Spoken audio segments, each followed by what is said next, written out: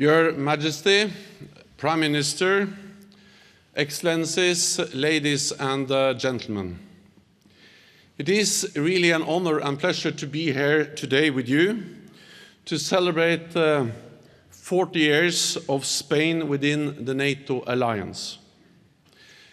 And I would like to thank His Majesty King Felipe for his strong personal commitment to our transatlantic alliance, to our armed forces, and to our security. In the late 1970s, after dark decades of dictatorship, Spain sought a new path, one committed to freedom, democracy, and the rule of law. Values that lie at the heart of the NATO alliance. And in 1982, Spain became our 16th member, proudly joining a family of free, democratic nations across Europe and North America. And let me thank my predecessors who join us today. Willy Claes, Anders Fogh Rasmussen, Lord Robertson, Javier Solana, and Jaap de Hoop Scheffer, who could not be with us today. You steered our alliance through 4 decades of incredible change. From the height of the Cold War to the fall of the Berlin Wall. From the Balkans wars to 9/11. And from Afghanistan to the illegal annexation of Crimea. Throughout these 4 decades, Spain has stood united with its NATO allies in maintaining security across the Euro-Atlantic area, protecting our people and our shared values, and helping to change and adapt our alliance every time the world changed and new challenges arose. With both Mediterranean and Atlantic coasts, Spain holds a vital strategic position, resting at the crossroads between Europe, Africa, and North America.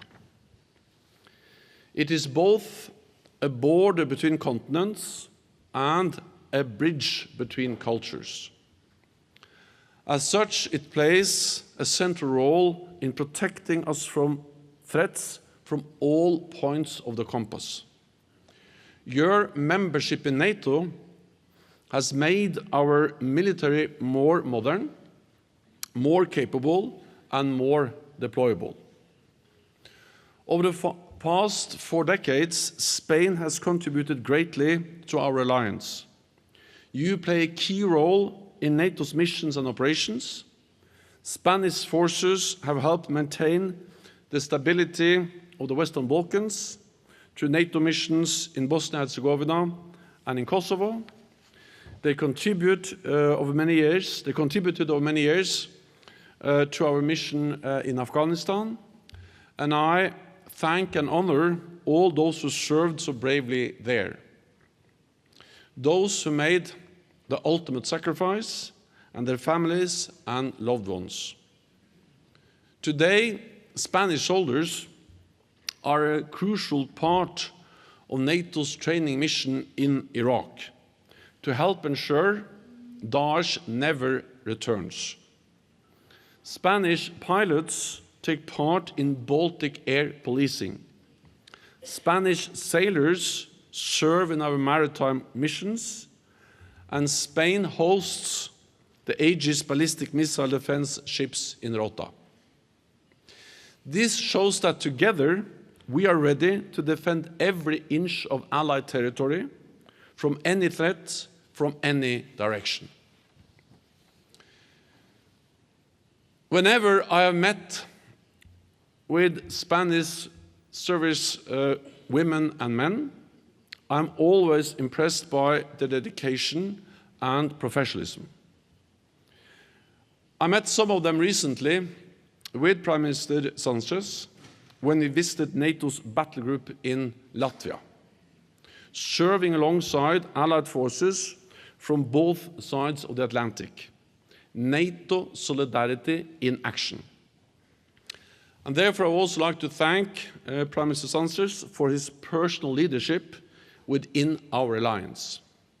Pedro, your commitment to transatlantic security is and remains vital. And also many thanks to your predecessors for their support of NATO over many, many years. In response to Russia's brutal and unprovoked war in Ukraine, Spain is playing an important part in strengthening our deterrence and defense, deploying additional troops, ships and jets to strengthen NATO's defense of Europe. You are also providing critical support for Ukraine with security assistance and humanitarian aid to uphold Ukraine's right to self-defense enshrined in the UN Charter, help end the war and achieve the peaceful solution that Ukraine deserves and we all want. Back in 1997, Madrid hosted an historic summit. Hungary, Poland, and the Czech Republic were invited to open talks to join our alliance. Former adversaries became new friends. That summit marked a new age of hope and aspiration. NATO's open door and the European Union's enlargement helped spread freedom, democracy, and prosperity across Europe. It was and remains an historic success. Next month, Madrid will host another historic summit. This time, however, the context is very different. Not a fresh burst of freedom, but a cold blast of conflict. Russia is waging war of aggression against Ukraine. Authoritarian regimes seek to undermine the rules-based international order. China's coercive policies challenge our interests, security, and values. And China has joined Russia in openly contesting the right of each and every country to choose its own path. We also face brutal terrorism, instability from the south, sophisticated cyber attacks, disruptive new technologies, nuclear proliferation, and the security consequences of climate change. Together, these challenge our security and our democratic way of life. At the Madrid summit, we will chart the way ahead for the next decade. We will reset our deterrence and defense for a more dangerous world. We will deepen our cooperation with like-minded countries and organizations, including the European Union and countries in the Indo-Pacific.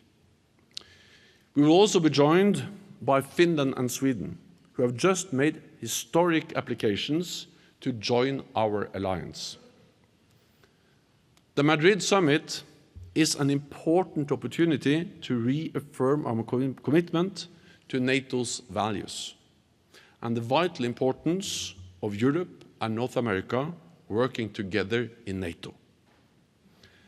As we look to the future, Spain will continue to play a key role in our alliance, because in this age of increasing global competition, our unity is our strength. Thank you so much.